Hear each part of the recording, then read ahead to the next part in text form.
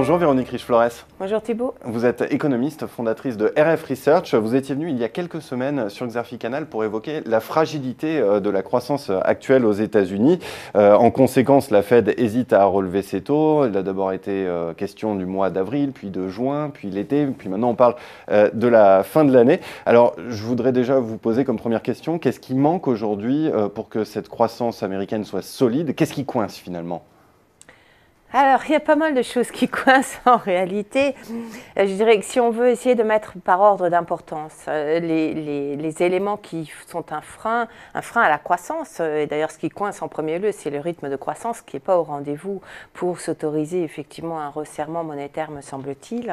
À l'origine de cette faible croissance, je crois qu'on n'en parle plus assez. On a l'impression que les problématiques de surendettement sont derrière nous. Ce n'est pas le cas. Le niveau d'endettement est toujours très élevé et c'est un élément qui freine effectivement la dépense des consommateurs. Il y a des indicateurs, des enquêtes assez intéressantes, par exemple, qui montrent que 18% des ménages américains, tous confondus, y compris les non-endettés, considèrent qu'ils ne pourront pas rembourser leurs dettes avant la fin de leur vie. Donc ça, c'est un élément important, effectivement, qui probablement favorise la remontée du taux d'épargne, très graduelle, mais qu'on observe ces derniers trimestres. Donc ça, c'est un deuxième élément, eh bien, la faiblesse de la croissance dans le tertiaire.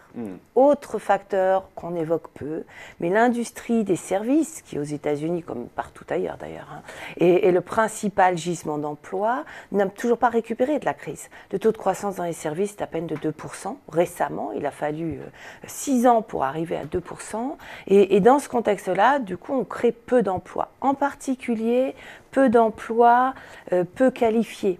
Ce qui explique le faible taux de participation, en particulier des jeunes. Donc vous avez une exclusion d'une partie de la population, potentiellement celle qui représenterait le plus grand soutien à la croissance de la consommation, qui n'est pas au rendez-vous. Oui, effectivement, il y a un paradoxe parce qu'on a à la fois un faible taux d'emploi, mais aussi un faible taux de chômage. Comment est-ce que vous l'expliquez? Comment est-ce que vous l'interprétez? Alors précisément parce que par découragement, par manque de qualification par rapport au poste offert, en réalité, beaucoup de la population américaine, en particulier des plus jeunes, on le disait, sortent du marché du travail. Sort du marché du travail.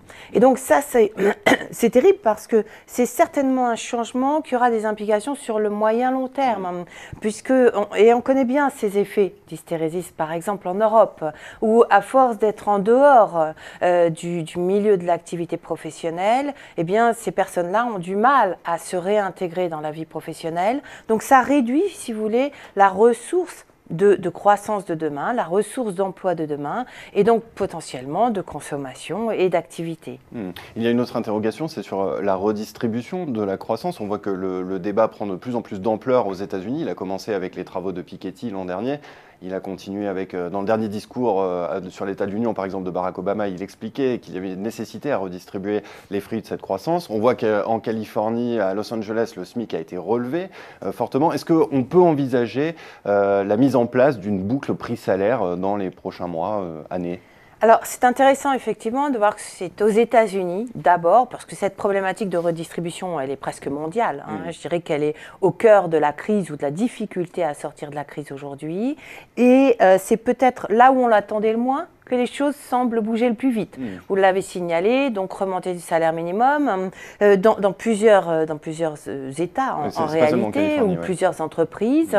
Et effectivement, on a l'impression que là, parce qu'il y a une conscience plus vive, me semble-t-il, aux États-Unis, que l'absence de croissance finit par nuire à la croissance elle-même, ou l'absence de demande. Donc il y a peut-être une chance, effectivement, qu'on grille des étapes un peu plus vite.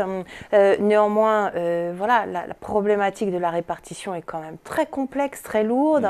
On se doute qu'aux États-Unis, même si des gestes sont faits, le processus risque de prendre très longtemps avant de pouvoir effectivement enclencher quelque chose, un cadre plus favorable à une reprise de la demande et de la consommation qui pourrait être porteuse, notamment durant ce cycle, parce que ce cycle est long et commence à être usé. Alors, on va y revenir, mais dans vos travaux, vous dites qu'il y a entre 25 et 30% de chances que les États-Unis retombent en récession. Finalement, quel est le pourcentage de chances que l'on assiste à une reprise en W? Autrement dit, les États-Unis seraient en train de temporiser, seraient dans un passage à vide en attendant que l'embellie en Europe, au Japon, continue de tirer leur croissance, se remettent à tirer leur croissance. En moyenne, les cycles américains ont une durée de 6 ou 7 ans. Les cycles longs, on en a eu deux très beaux, celui des années 90, celui des années 2000. Donc ce sont les plus récents, on pourrait dire finalement c'est la nouvelle norme, l'économie est moins cyclique, etc.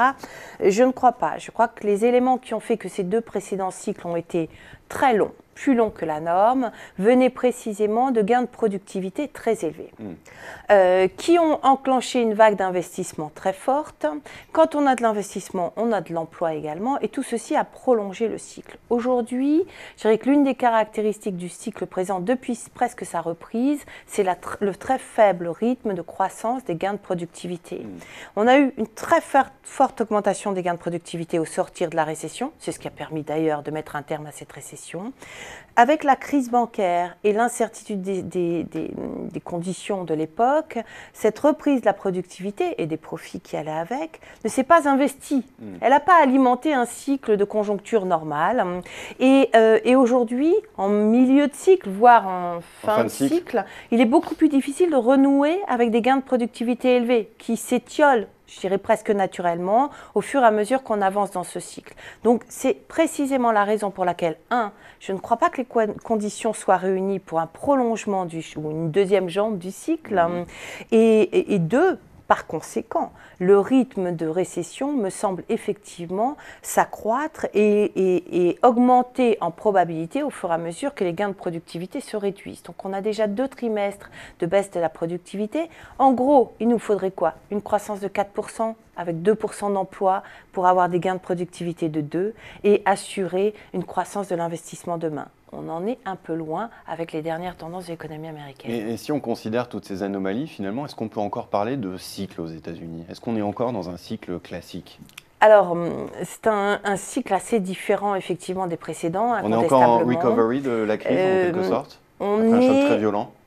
On a encore cette cyclicité parce que tout simplement, me semble-t-il, dans une économie qui est très peu régulée, eh bien, ce cycle de productivité est encore dominant et je crois qu'effectivement, on a cette cyclicité. Alors aujourd'hui, moins de productivité veut dire plus de coûts salariaux unitaires pour les entreprises, c'est une augmentation du risque inflationniste. C'est pour ça également que la Fed est inconfortable et qu'on est au moment où normalement elle devrait accélérer les hausses de taux. Sauf qu'aujourd'hui, compte tenu des problématiques de surendettement et de la fragilité intrinsèque de ce cycle, il est très difficile de passer à l'acte. Eh bien, Véronique Riche-Flores, merci beaucoup pour ce décryptage sur l'économie américaine et la fragilité de la croissance. Merci. Merci à vous.